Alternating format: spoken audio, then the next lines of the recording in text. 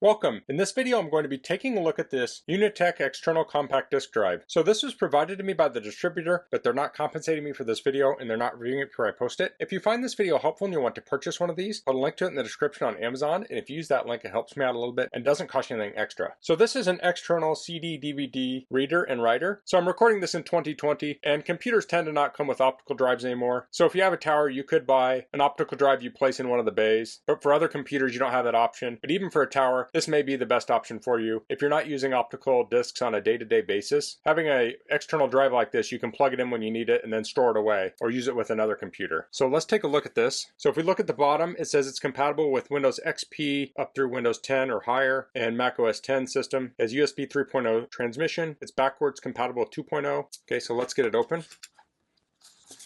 So here's the drive. Has the cable stored in the bottom. That's very nice.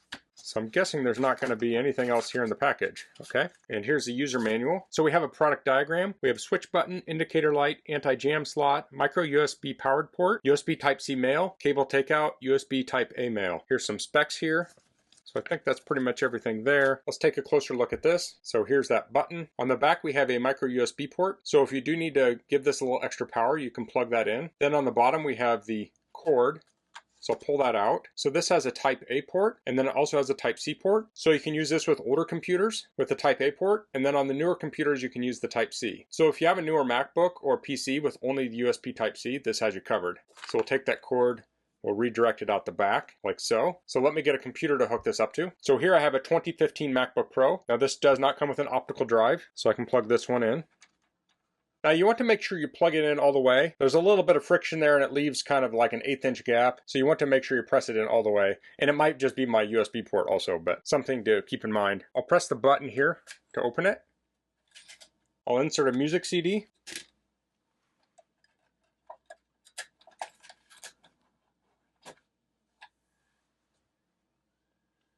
And now it should be set to auto open, I think.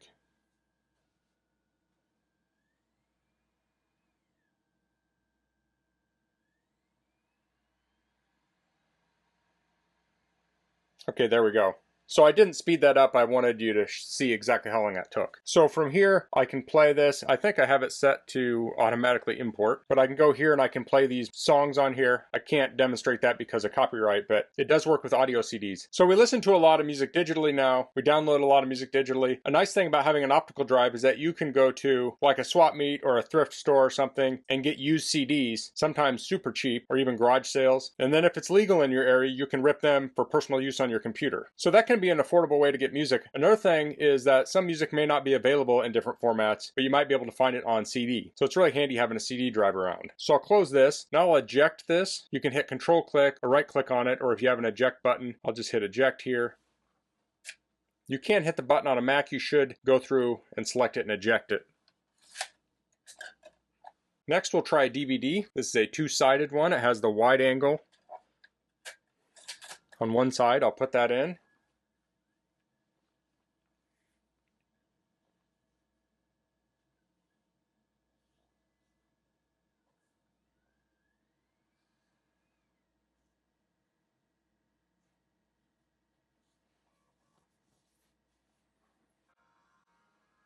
So here we have the movie up. Now I'm blurring this out because I don't own the rights to this. But that came up very quickly, so that's working great.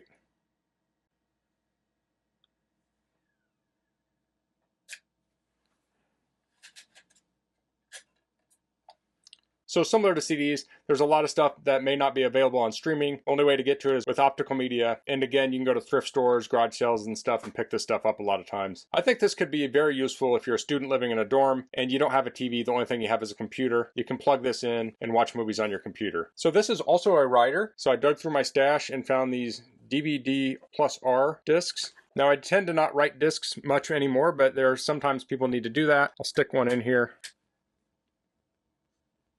So my computer says you inserted a blank disk. It's asking me what I want to do. I'll say open Finder. So I have it here on my desktop. And I know this is not super easy to see in my video. That's why I'm describing it. But I'll open this up. It says there's 4.7 gigabytes available. I've got some photos here. I'll open this up and I'll just drag these over to the drive. So I want to copy these. So I'll actually hold down the Option while I drag it.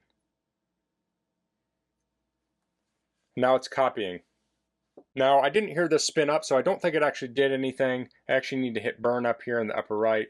It gives me settings on here. It says maximum possible burn speed is 2.4x, so I'll hit burn. And now this is going to burn the disk.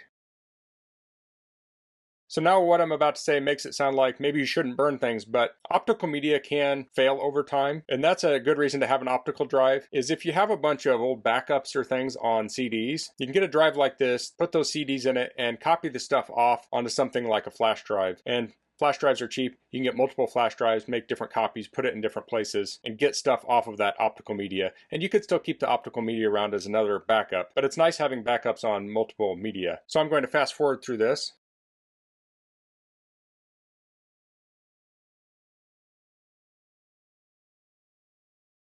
Okay, that finished burning the DVD, so I can double click on it here and I can access the files.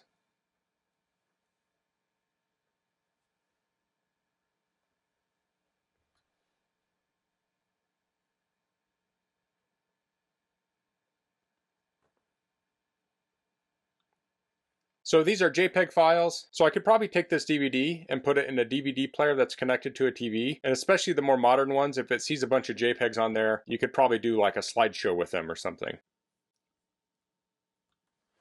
So that's the Unitek USB portable optical drive. I really like the construction of this. It has a nice feel to it, and the fact that the cord stores in the bottom is great. So if you're putting this in your desk drawer or you're taking it somewhere in a bag, you're not going to lose the cable. It's such a clean, compact look. So as it was writing that DVD, I was thinking of another idea for this, is my kid has actually been getting into CDs lately. He's young enough that he's grown up on streaming music, but he dug out some old CDs and he's been playing them in the PlayStation because that's the only CD player that's hooked up to a stereo or anything. But I think what I need to do is get one of my writable CDs and we can make a mix CD, because I think that'd be a nice little retro thing, because that's what people used to do all the time. And he could take his favorite songs and put them on a CD, and then we can also take that in the car and listen to it. So if you still deal with optical discs and you want a nice portable reader and writer, I think this is a great option. So that's all I'm going to cover in this video. If you have any questions, please leave them in the comments. If you like this video, please click like. If you haven't subscribed to my channel, I'd appreciate if you could do that. And thanks for watching. Until next time, goodbye.